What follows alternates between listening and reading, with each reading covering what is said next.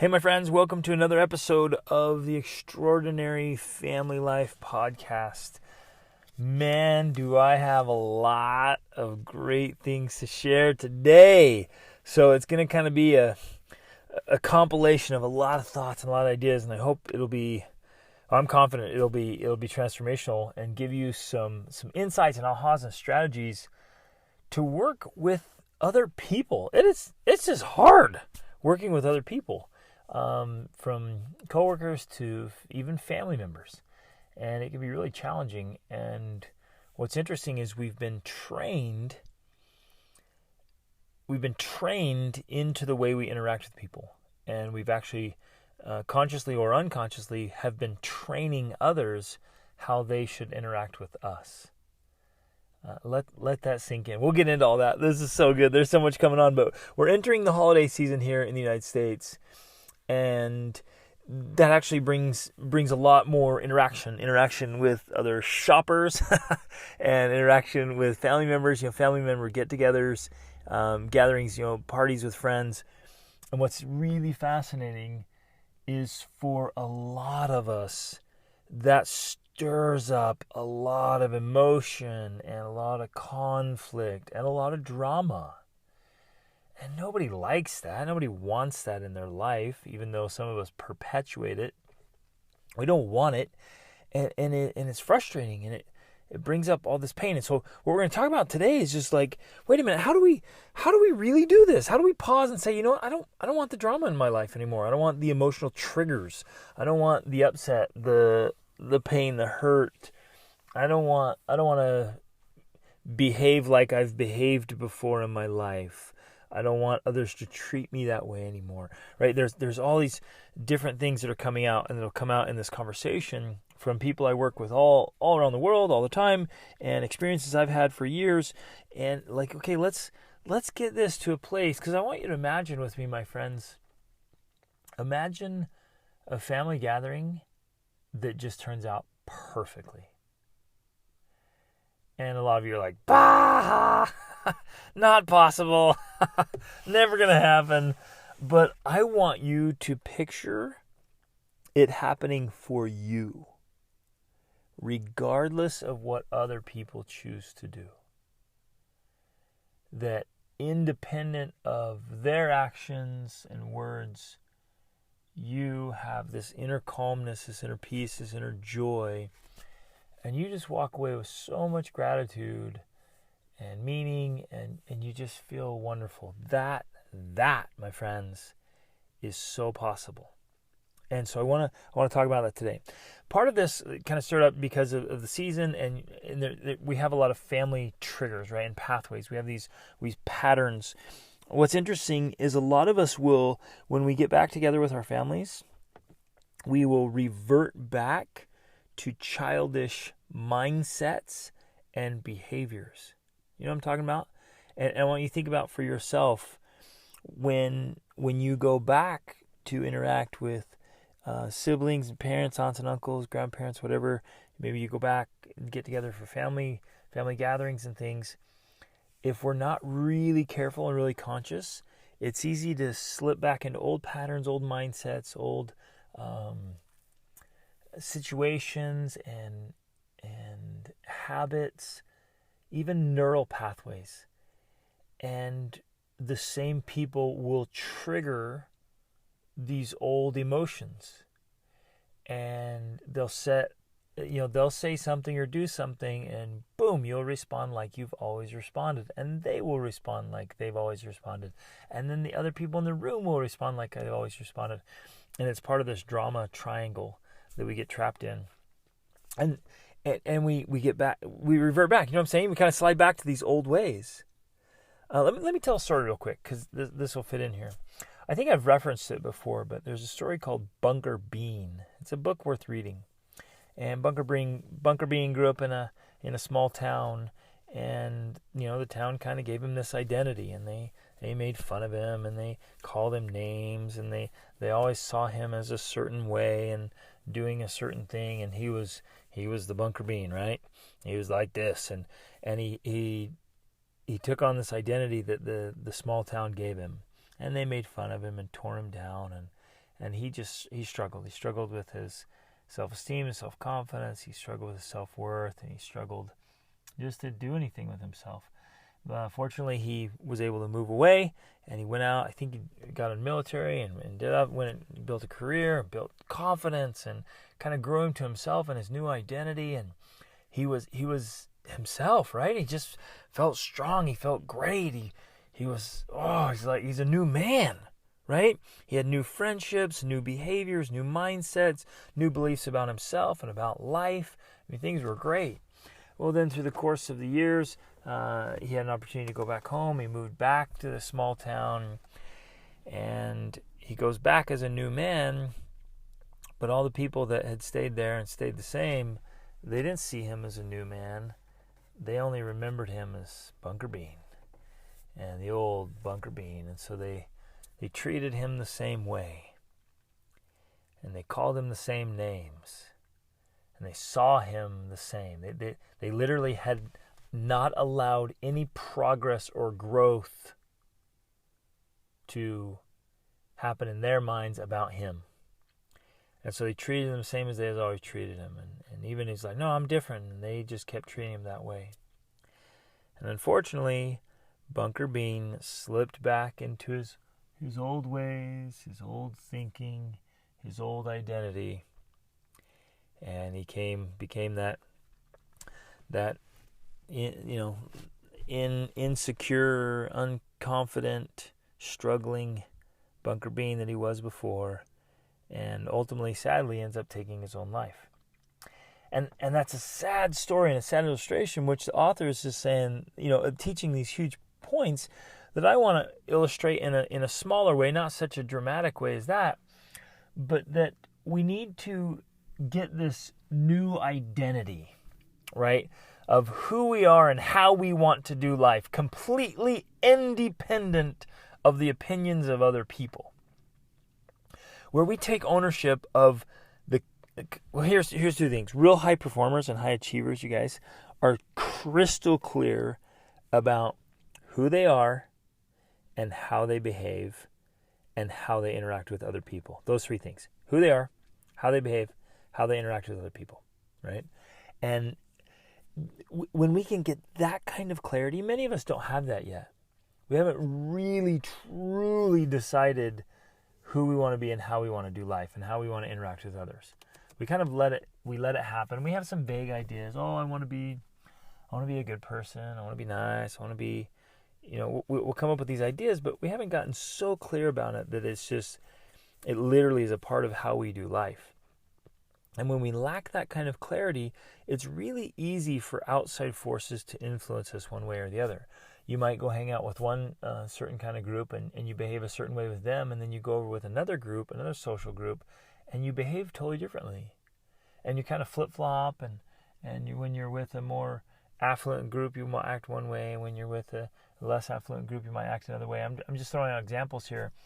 And it's interesting that we allow ourselves to do that because we haven't become really, really clear, like firmly, confidently, rock solid clear about this is who I am, this is how I behave, and this is how I interact with other people.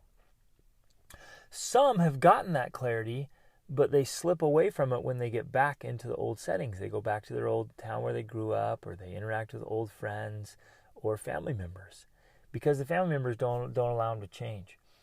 And so what I want to encourage today that's going to help with all of our interactions with other people, especially with family members, old friends, like this old way, I want you to take on this new identity of who you want to be and how you want to do life and get, write about it. Please write about it. If you haven't listened to the episodes about the philosophy journal, go back and listen to those. There's 2 episodes about the philosophy journal. Listen to those episodes and write that all down. That's your constitution. And write it out, get it clear, read them, reread them every day. Get so clear about who you are that you can literally live independent of the opinions of other people. And I want to share something here that was really profound for me. Wayne Dyer actually taught it. He said, other people's opinions of me are none of my business. And when I first heard that, I was like, what? Like, come on. Of course they're my business. I gotta be aware of what people think of me. But as he continued to teach that principle, and the more I thought about it, I realized, wait a minute. He's right. What other people think of me, their opinions about me are their opinions. And the reverse is true. My opinions about other people do not define them. They actually define me, which that's pretty profound, right? So their opinions about you don't define you, they define them. Now, this isn't this flippant, arrogant, like, I don't care what anyone thinks. I'm going to do my thing. Because then if we're kind of unconscious like that, and we're not really trying to be our best selves, then we can end up being real jerks and really mean and abrasive and rude. And we're just like, whatever, that's your problem. If you don't like it, it's your problem. You deal with it, We don't. That's not at all what I'm talking about. Like, I am not encouraging us to be mean or rude and not care about other people's feelings. In fact, I really want you to care.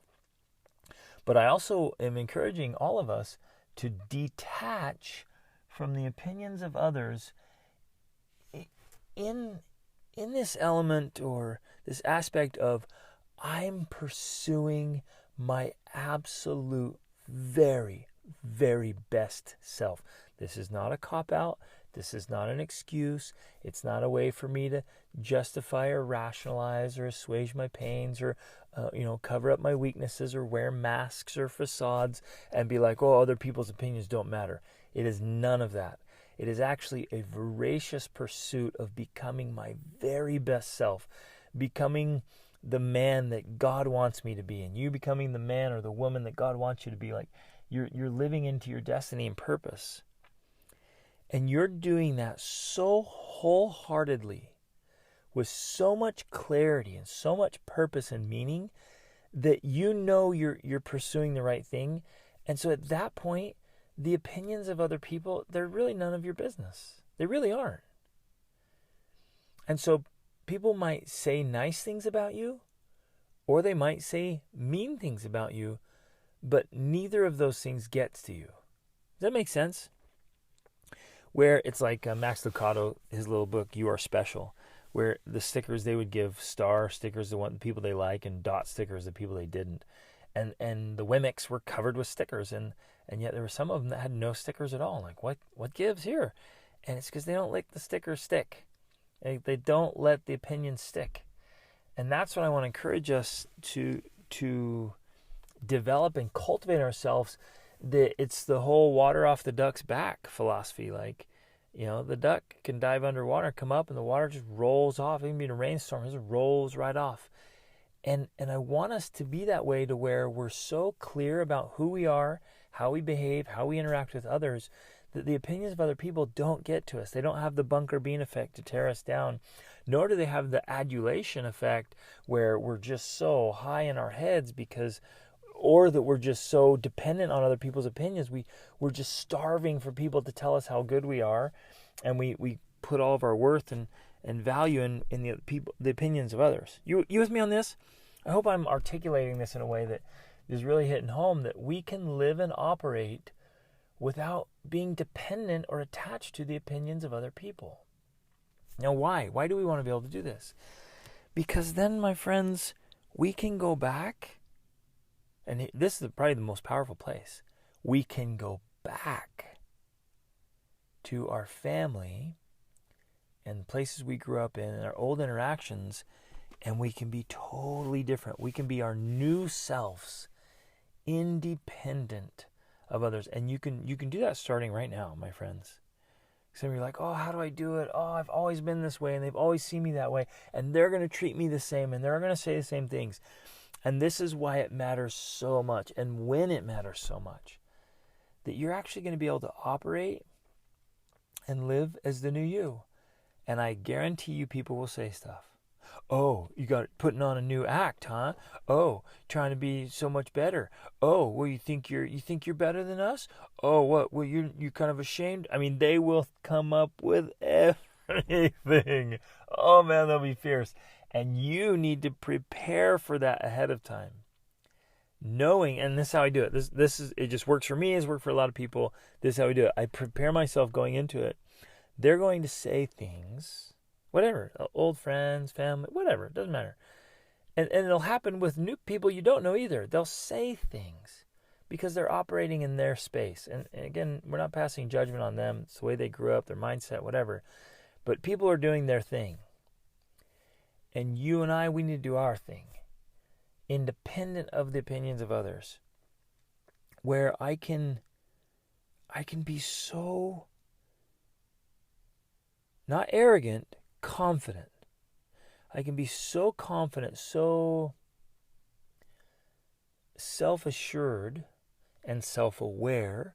Again, I'm being humble, I'm being meek, but I'm influencing, right? I'm impacting, I'm radiating. And I'm so set, not even set, I don't know if set maybe is the word, but I got my feet solid, right? Because I've given this a lot of thought, attention, and detail. I know who I want to be, and it's a good way to do life. And so I'm to this place where nothing and no one can knock me off my course.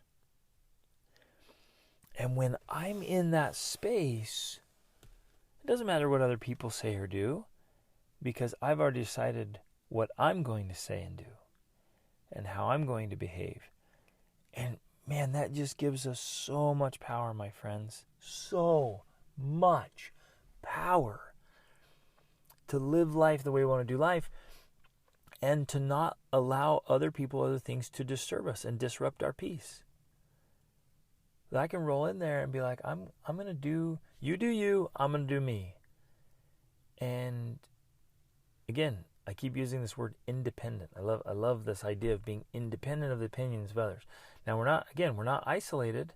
We're not pushing people away. We're not isolating ourselves and building up these emotional walls where we feel isolated and we're casting, keeping other people out and casting them off. It's not that. It's not rude. It's not mean. It's just solid, where the stickers don't stick. And then we can have influence. We can impact. And some people will not like it. Some people will ridicule it. But what we're interested in is being our best selves and doing life the way we want to do life. Now, there's an interesting part here that I want to share. This is super important. I actually got a really good question about this week. It's like, hey, what do I do with the mean things people say to me? Their mean words, because it gets in my head. It gets in my heart. I have these, I want to respond and lash out, or the tears come up, and the pain, the emotional hurt from things people say. Now, I'm going to teach a couple different principles here that are so powerful. And you guys, I'm sharing this because all these things I'm sharing right now, like I've been through, I've felt myself and experienced this, and I struggled and wrestled with it for a long time of like, I'm tired of just when I felt I make some progress, I'd slink back into these old ways. I'm like, what? That's not who I am or how I want to be. Why do I act like that?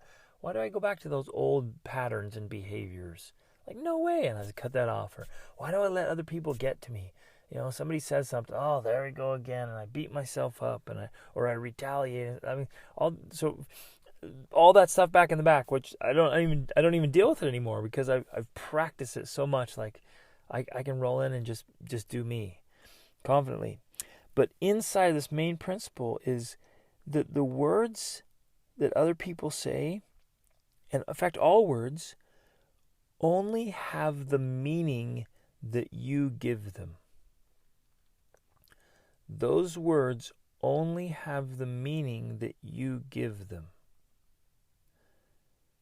Does that make sense? It's a powerful principle that somebody can say something and we can each give it a different meaning and a different level and a different weight of meaning. So somebody could say something mean to us and we might not, one of us might be really affected by it and the other one not. And it's the way we interpret it, the weight we give it, the meaning, the power we give it. And so I want to give you this sense of power and autonomy that you can choose what it means to you. And you can use that as fuel to drive you forward, or a fuel to light a fire that burns you up. Like, you can literally go as to the far extreme of doing a bunker bean, where you let the things people say just crush you and drive you down, or you can disregard them, or you can use them not in a a chip on your shoulder kind of hateful way, but there's this healthy level of competition when people say, "Oh, you can't change. You'll never do that. You're never going to lose that weight. Oh, knock it off. You're never going to become wealthy. And you think you're so special. You think you're going to be able to move and do different blah blah." And they tear you down. And you can actually use that as like, "Hey, you know what? Actually, I'm gonna remember that. Not with a chip on your shoulder, not being mean or hateful, but like, all right, I'm gonna go do this, and I'm gonna use that as a little bit of fuel to push me forward." And I want to encourage all of us to let the negative words from other people just kind of roll off. Please don't absorb them. I guess, see that imagery? Like, it can kind of hit you and roll off. It could even hit you and leave a mark, and it does hurt. Like, people can say things that hurt. Like, "Oh man, that hurts," and it can be a little wound that heals up. But don't let it be a poison arrow that you take in and hold on to and keep in your body, and you absorb it. You suck it in like a sponge and hold on to it. And we start holding on to all these things that people are saying to us or about us, and we let it become a part of our identity, and we let all the stickers stick. And then we're just weighed down by all these opinions. I want you to let go of those. Just let them go. Now, I'm making this sound oversimplistic, but I do want to make it clear it is a choice. You choose whether it sticks or not. You actually choose whether it hurts or not. You choose whether you swallow it or absorb it or not. It is a choice. And the cool thing about choices is you can choose right now. You can choose right now. And maybe it's been years or decades where your mother-in-law, your father-in-law, or brother-in-law, your sister or brother or mom or dad or uncle or cousin or sibling, they always teased you about that one thing or pushed your buttons and hit all those triggers. You can decide today that doesn't faze you anymore. And I can say that, my friends, because I've done it. I've done it in so many ways in my life where people would come up and they could say the old things, mock the old things, and I'm like, whatever. I don't care. Really could. Now, I am not saying you allow people to be abusive to you or mean to you or rude to you or to walk over top of you or bully you or push you around and keep you submissive and just otherwise be anyway abusive. I am not saying that at all. In fact, I want to encourage you to retrain others on how they treat you and how you treat others. That we can kindly but firmly say, "No, I don't allow people to treat me that way." And that may say you calmly distance yourself in certain relationships and certain gatherings. That you go and you only go for a moment and then you roll out. Or you go and you occupy yourself in other good things, or you go to the gathering and you know that some of those people are toxic, and so you really focus your time and attention with a few people who are not. You get what I'm saying? And at some point you might just say, you know what, this time we're just going to opt out. We're not going to come. Wow, okay, whatever. Like, no, and you keep your peace. You totally keep your peace. And okay, so a couple more principles here, and because you're going to be like, well, how do I do it? How am I doing this? And does it matter? I want to illustrate this. If those mean words are coming from the people you spend a lot of time with and in your close circle, like, things have to change. If it's coming from like your immediate family, so let's say, for example, if this was happening in my own home with my wife and my children, gotta stop. There's no way in the world that I'm just going to be like, I'm going to tolerate that stuff and be like, oh, it doesn't faze me. Your words and opinions don't matter, rolling off my back. And I'm going to let it keep happening. No way at all.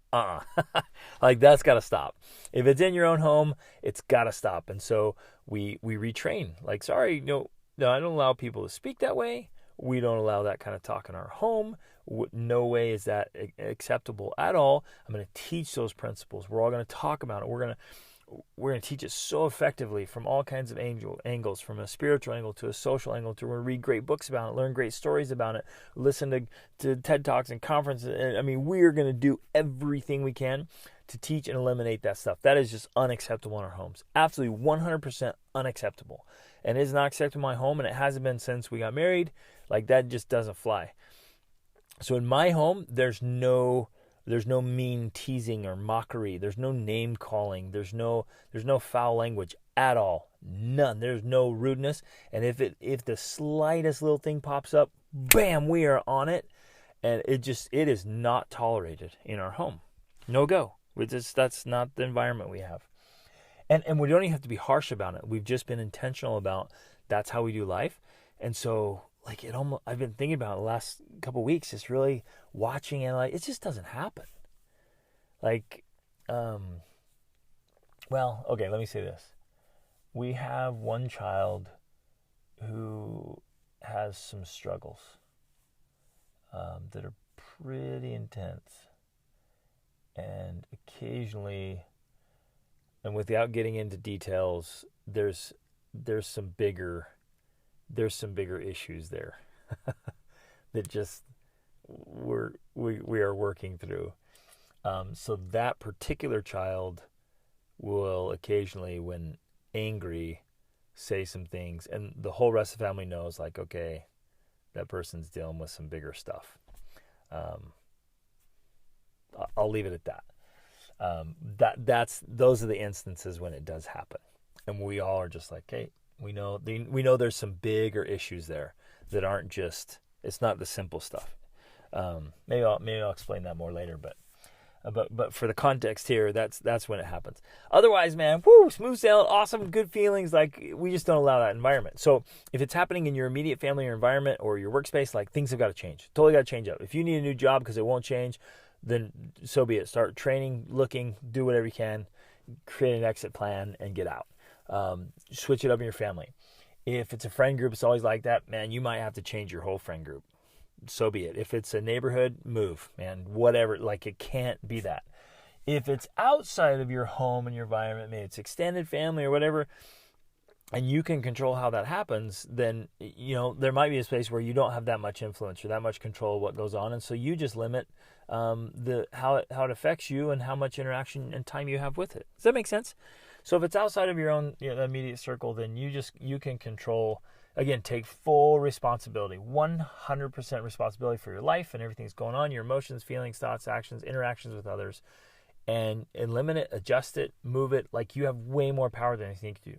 Most of us are living far below our privileges when it comes to our power to influence and direct and design our lifestyle and the quality of our lives. So take action on that. So how do we do this? How do we engage? I want to just emphasize with love. Like, love puts out fires. Love softens hard hearts. Love will quiet loud, angry behavior.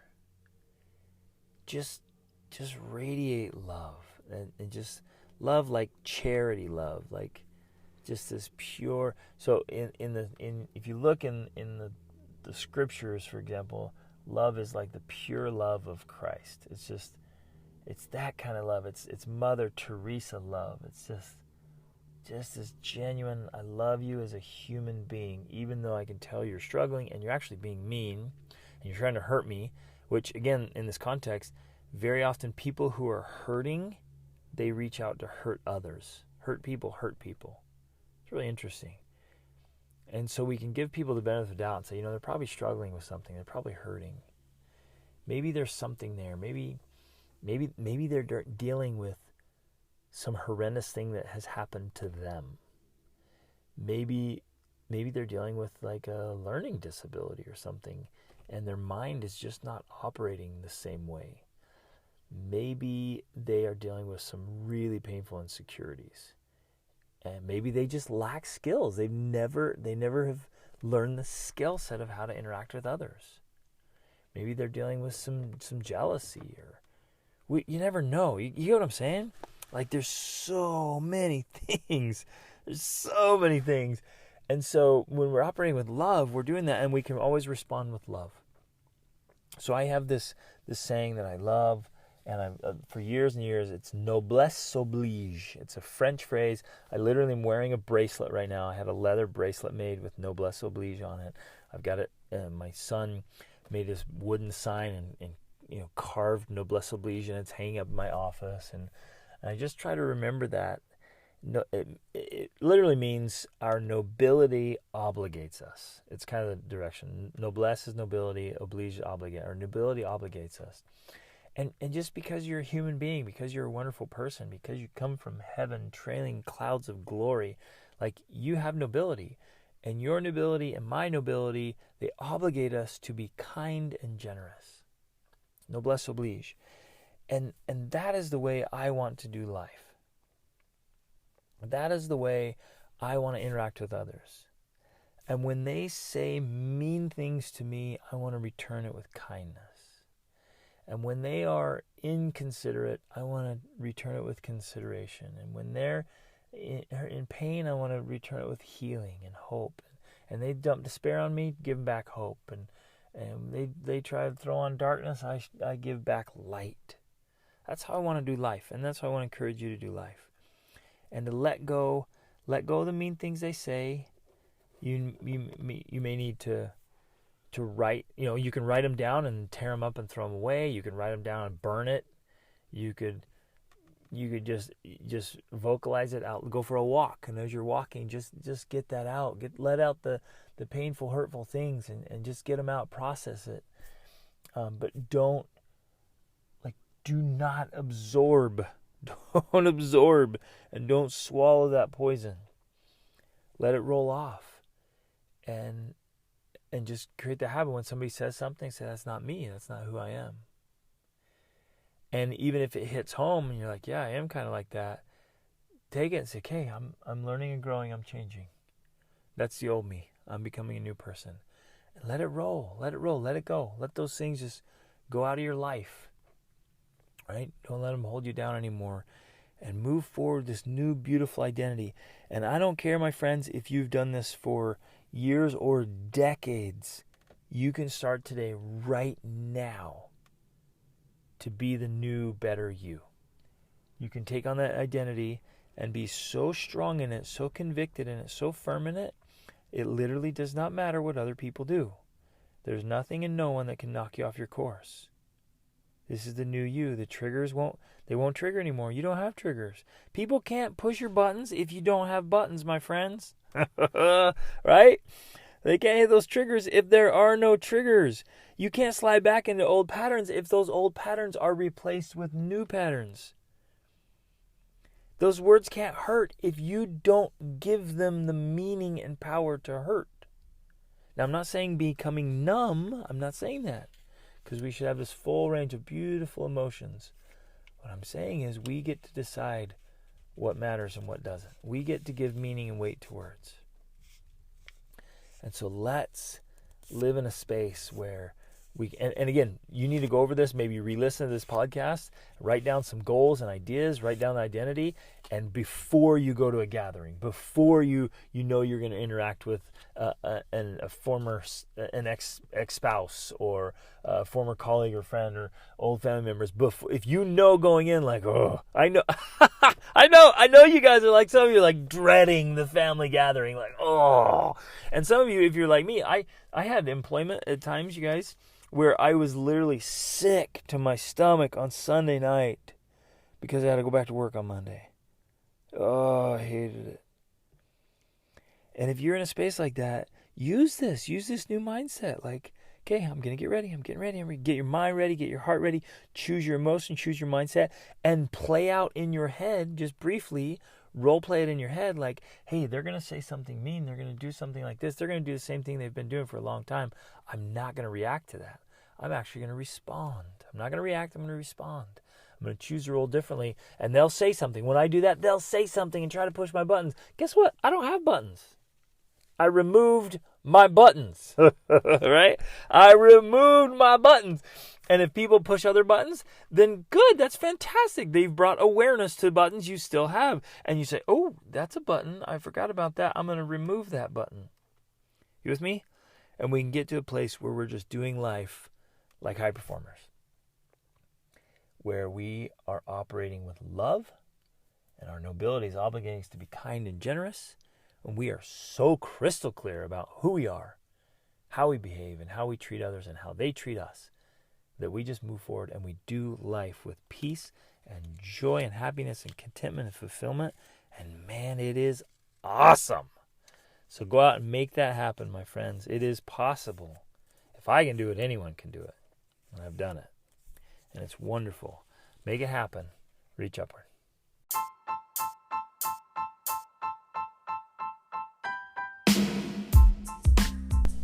Hey everybody, thanks so much for listening to this episode. I hope you got a lot of value out of it and found some things that you can apply to your life right away.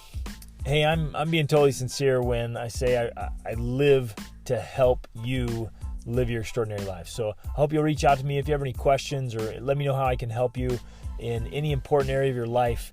And in fact, this podcast is brought to you by the School of Awesome Sauce monthly coaching program. Take advantage of that. Get in there. If it's the best way to get a breakthrough to the next level, so you can level up your health, your spirituality, your emotions, your mind, your relationships, your finances, business, every part of your life. Just get in there where you have a coach and a mentor. You have a supportive community to make things happen. So jump in there, take advantage of this, try it out, get in there with us, and level up your life. See you on the inside. Reach upward.